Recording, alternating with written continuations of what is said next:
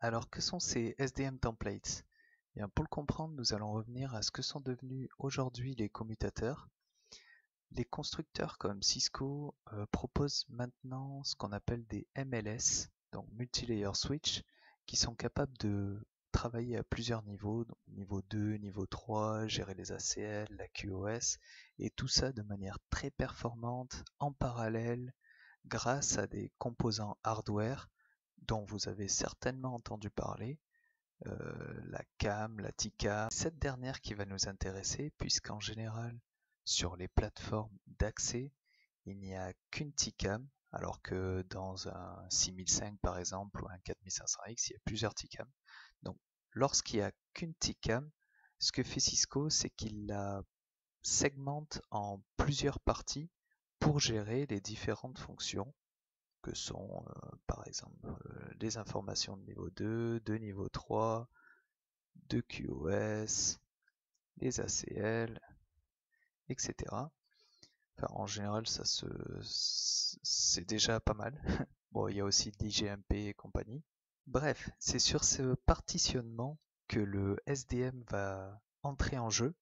En effet, c'est lui qui va permettre d'allouer plus ou moins de mémoire en fonction de nos besoins de niveau 2, de niveau 3, etc. Par exemple, sur le site de Cisco, nous pouvons retrouver que le 3750, par défaut, peut allouer 6000 adresses MAC, 1000 VLAN, 512 ACE pour la QoS, etc.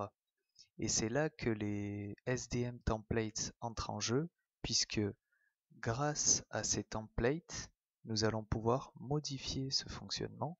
Par exemple, si je choisis le template VLAN, il me sera possible d'allouer 12 000 adresses MAC, toujours 1000 VLAN, mais plus aucune route niveau 3, et donc en faire plus ou moins un switch classique, mais scalable jusqu'à 2 fois plus d'adresses MAC qu'auparavant.